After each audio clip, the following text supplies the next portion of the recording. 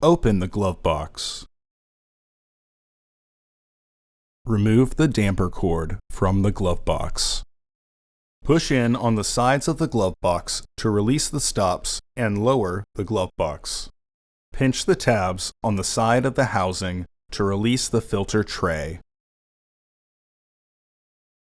Remove the old filter from the tray and insert your new filter with its airflow indicating arrow pointing down. Reinstall the filter tray. Partially close the glove box to re-engage the stops. Reinstall the damper cord.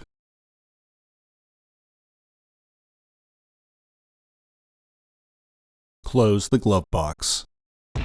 Order your parts today at filterheads.com.